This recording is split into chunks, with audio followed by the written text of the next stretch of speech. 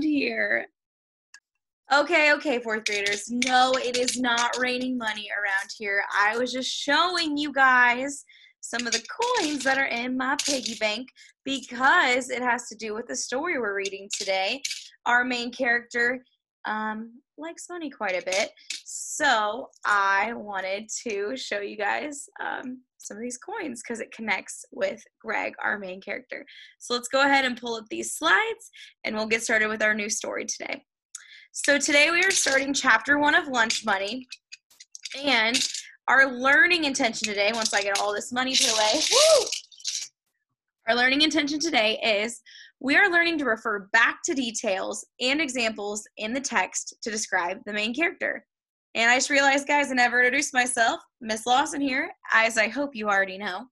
And we know we are successful today when we can describe the main character's actions, so what they do, when we can refer back to details about the main character, and when we can describe what motivates the main character. So narrative fiction, what we're starting today, we're starting a big chapter book, includes characters, plot, and setting. Authors may develop a chapter to just the setting or a character. These chapters serve to provide us some background for the plot or what's going to happen in the story. So as you can tell, today we're really focusing on our main character. Real quick, let's do some foundational skills. We're talking about related words, and you might be like, Miss Lawson, what are those? Good thing you're here. So in the story, Greg sells things to earn extra money.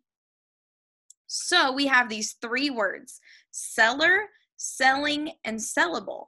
And as you can see by what's highlighted, these words are all related because they have the same base word, which is to sell.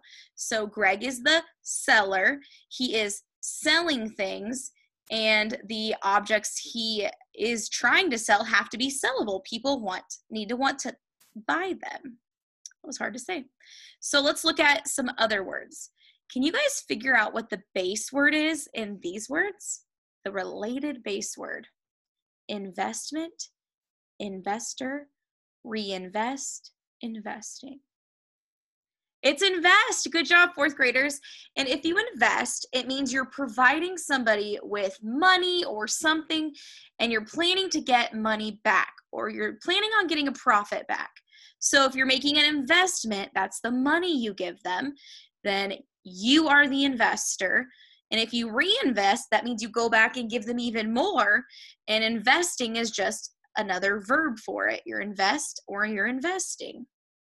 So your foundational skill today is you're going to proofread this story. You're going to help this student, Maggie, edit her story about a family member. You're going to circle each misspelled word, then write them correctly on the lines below. You have your spelling words down here with all of those related words in case you get stuck. You got this, fourth graders. All right, vocabulary, Miss Lawson's favorite. So we have this amateur basketball player sitting on the bench wanting to go in and play. And then from the story, he didn't put them into roles. He had collected 27 of them, which he kept hidden in a sock at the bottom of his dresser. Greg also became an amateur coin collector. So if you're an amateur, what do you think that means, fourth graders? A person that does not have experience, and they might be unskilled. They don't have the skills to do something in particular. So for Greg, he has never been a coin collector before, and for this kid, he's never been a basketball player before, so he might be on the bench. All right, we are starting Lunch Money today. I am so excited. This is such a good book, and let's just hop right in. It is by Andrew Clements and illustrated by Brian Selznick. So we are starting out with chapter 1, talent. Greg Kenton had heaps of talent. He was good at baseball and even better at soccer. He had a clear singing voice, and he also played the piano. He was a whiz at sketching and drawing, and he did well at school. Reading, science, music, writing, art, math, gym, social studies, the whole deal. But as good as he was at all of these things, Greg's greatest talent had always been money. Greg had never taken money lessons. He hadn't had a money tutor, or gone to money camp. His talent with money was natural. He had always understood money. He knew how to save it, how to keep track of it, how to grow it, and most of all, how to make it. It takes some kids years to figure out that everything is worth something. Not Greg.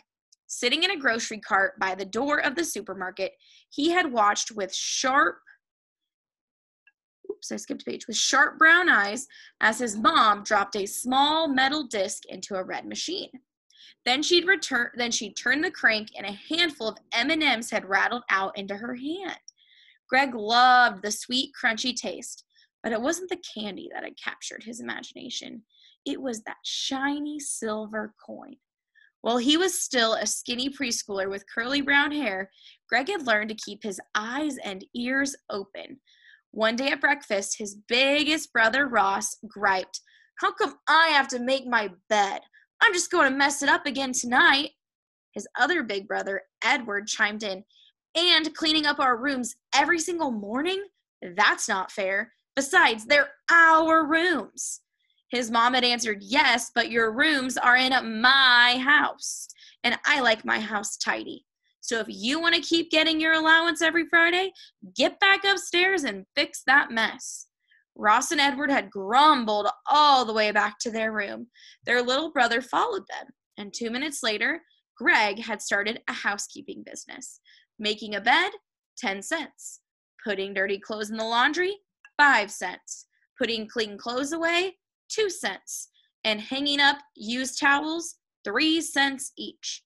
If both his big brothers were complete slobs, and they usually were, Greg earned a little more than $2 a week. So it was certainly not a get-rich-quick scheme. But that wasn't what Greg was trying to do. He was perfectly happy to get rich slowly, because being patient is a big part of having money talent. Greg understood that a year has 52 weeks. So between the ages of 4 and 6, Greg transformed rumpled sheets, used underwear, smelly socks, and soggy towels into beautiful, spendable cash. More than $200.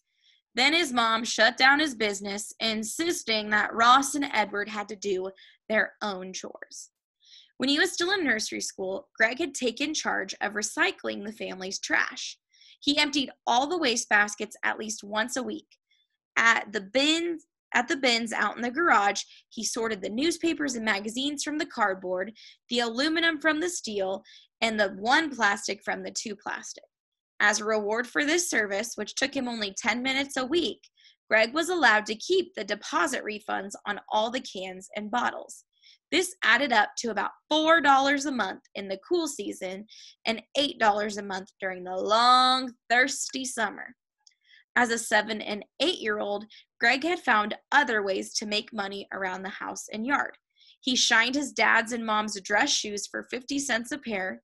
He scrubbed black heel marks and old wax off the floor tiles in the kitchen for 10 cents a square.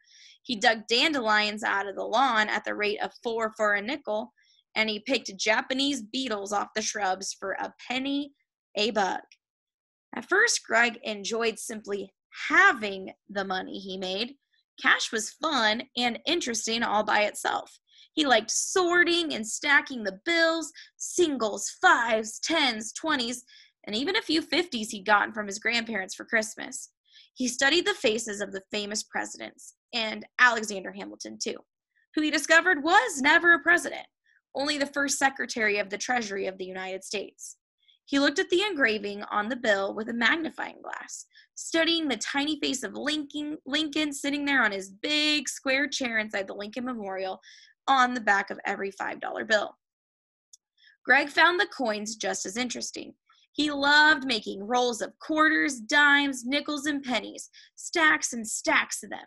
And the golden Sacagawea dollar coins? He didn't put them into rolls.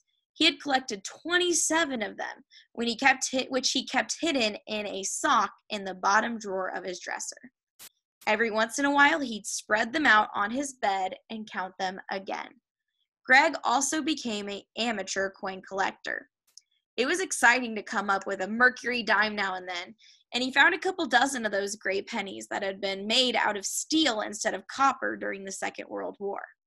He had found pennies that were worth $10 or more, and that can get a kid thinking. As nice as it was to have the money itself, Greg quickly learned it was also fun to spend some now and then. He would spend it for something special, like his own professional quality soccer ball, or one of those huge aluminum flashlights with 6 batteries that could throw a beam of light all the way across the lake at his grandpa's cabin. He bought cool stuff that he really wanted, and mostly when it seemed too long a wait until his birthday or Christmas. He bought collectible baseball cards, and he also bought a few Beanie Babies, and then sold them for a nice profit. Sometimes he bought comic books, but only a few, and only ones that looked like they would become more valuable. Greg loved comics, but he got to read all he wanted for free because his dad collects them. By the time he got to 3rd grade, Greg had set himself a goal. He wanted to be rich. He thought it would be fantastic to be able to spend all the money he wanted anytime he felt like it. If he wanted to get the world's fastest computer plus 100 of the best games, no problem. If he wanted a car, a speedboat, a house in the mountains, a home theater system, or even a whole island out in the middle of the Pacific, plus his own seaplane and a private crew to fly him there, no problem. Greg was sure that someday he'd be able to get anything he wanted. All he needed was money. And he wasn't that different from his friends. A lot of them also dreamed about getting rich, and some of them wanted to be famous too. Greg didn't care much about fame. What was the point? Besides, he figured that if he got rich enough, really super rich, then the famous part would happen automatically anyway. But there was one big difference between Greg and most of his friends. He wasn't just dreaming about getting rich, he was working at it. As Greg reached 3rd grade and then 4th, his whole neighborhood had become the land of opportunity. He was thin, but wiry. So we're going to stop really quick. That stop sign tells us to stop.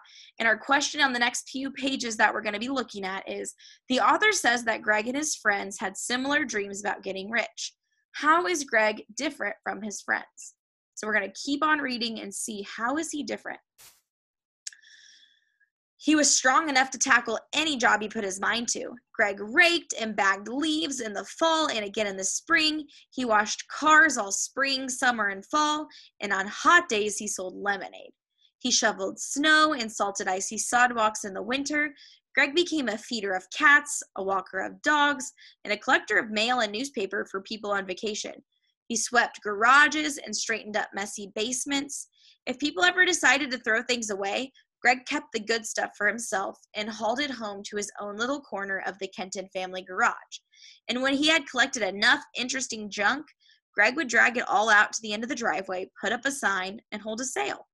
Neighborhood money filled Greg's pockets the way rain fills puddles. For example, consider what Greg earned just from shoveling snow. He had 8 customers within 2 blocks of his house, and every time it snowed, he shoveled their front walks for a rate of $10. The winter of his 3rd grade year, it snowed 6 times. In the winter of his 4th grade year, it snowed 5 times. And 11 snowfalls times 8 customers equals 88 shovel sessions. Times $10 for each one equals $880. Which isn't just a lot of money to a 9-year-old. $880 is a lot of money to anybody. It hadn't taken Greg long to become the family banker. If his mom and dad were running late for a movie on a Saturday night, Greg was happy to lend them $20, as long as they signed his little record book and promised to repay the money. And his parents got special treatment. They didn't have to pay Greg's usual lending fees. After all, they didn't charge him for the food he ate or for the safe, warm bed he slept in every night, so that seemed fair. But his 2 brothers had to pay the regular rates. If his older brother needed an extra $5 to get that new baseball glove in time to break it in before the Babe Ruth tryouts, Greg was happy to lend him the money, as long as Edward signed the book and promised to pay back the $5 1 week later, plus a 50-cent fee. And Greg got the old mitt as part of the deal, because a used baseball glove might be worth something at his next driveway sale. Okay, so what do you guys think? How is Greg different from his friends? All right, I paused my video, so if you need more time, please do the same. But that big thing that they said right here was that a lot of them also dreamed about getting rich. He wasn't just dreaming about getting rich, he was working at it. So what are some of the ways that Greg was working to get rich? Do you guys notice any? Yeah, he washed cars all spring, summer, and fall. He sold lemonade. He shoveled snow. And they talked about how he made $880 over 2 years shoveling all that snow. Man, that's a lot of money. And then down here, it talks about he even charges his brothers money. If they borrow from him, he kind of charges them some interest. So he makes them pay him a little extra when they pay him back. So he's finding all of the different ways to make money. Where his friends are just dreaming about it, he's out there doing it. And if Ross just had to have that hot new CD the instant it arrived at the music store, he knew his little brother would be happy to help for a fee. Both Ross and Edward made fun of Greg's money-making schemes. They called him Scrooge and Mr. Cashman and Old Moneybags and some other nicknames too. Still, whenever they needed money, they knew they would always be welcome at the First Family Bank of Greg. One Thursday, shortly after Greg had finished 4th grade, his dad pulled a reference book off a shelf next to the computer in the family room. Along with the information he'd been looking for, he also found 12 $5 bills tucked between the pages. Only one person in the family could have owned that money. So at bedtime that night, he told Greg that he'd found it. Greg sat straight up in bed. "You put it all back, right?" His dad said, "Absolutely. But how about we go to the bank on Saturday morning and open up a savings account? That's where your money belongs." Greg had looked at him suspiciously. "Why?" "Because your money will be safe at the bank and it'll be there when you need it, like when you go to college." Greg said, "But can I get my money out before then? Like if I see something I need at a yard sale?" His dad nodded. "You're allowed to get your money anytime you want. But if you take the money out of the bank, then the money won't grow." "Grow?" said Greg. "You mean earn interest, right?" A little surprised, his dad nodded and said, "Right, earn interest. If you put $100 in the bank and leave it there for 1 year, the bank will add $5 more to it. So then you'll have $105. That's called earning 5% interest a year. And all the money has to do is sit there. Pretty neat, huh?" Greg thought about that. "So my money just sits there." His dad said, "Well, actually, the bank will probably lend your money to other people. And then those other people will pay the bank interest for being able to use it, just like the bank pays you that $5 of interest so that it can use your money." Greg said, "And I only get $5 if I let the bank use my $100 for a whole year? That stinks. Because if I spend $2 on lemon juice and sugar and paper cups, and if I sell 30 cups of lemonade this week, then in 1 weekend I'll make more money than the bank would pay me all year." "That's true," his dad said. "Making your own business investments is a way to earn more money faster, as long as you make good investments. But if you keep hiding money around the house, it could get lost or stolen." So investment over here, if you don't know, is money spent or used to make more money.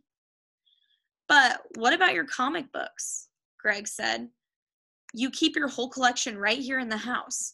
His dad nodded. "True, but I've got an insurance policy on them and a special policy on the most valuable ones. And if something happened to my comics, the insurance company would pay me back the money they're worth. But you can't get an insurance policy on money itself unless you keep it in a bank. So if our house burned down, you'd have no money at all. None. And you'd get nothing back." That got Greg's attention. The next day, Greg had retrieved money from about 30 different hiding places around the house and yard and garage. And on Saturday morning, he'd gone to the bank and opened his own savings account with a first deposit that amazed his dad. More than $3,200. And that wasn't even all of Greg's money, just most of it. He kept a couple $100s at home because Greg already understood that sometimes a business person needs money right away. By age 11, he was well on his way to success, always on the lookout for new money-making opportunities. And then one day, Greg Kenton made the greatest financial discovery of his young life. Oh my goodness, guys. So let's look back. Let's look at some of Greg's actions and see, what does that tell us about who Greg is? So on this page, this is when he was younger. What were some of the things that he did? I'll give you a few seconds to reread this page, so pause your video. We're looking at this page too. So if both his big brothers were complete slobs, and they usually were, Greg earned a little more than $2 a week. So he heard his brothers grumbling about doing something, and he was like, I can do that for you for a price. So that's what I take away. Greg hears his brothers complain about their chores, so he offers to do their chores for money. What does that tell you about Greg?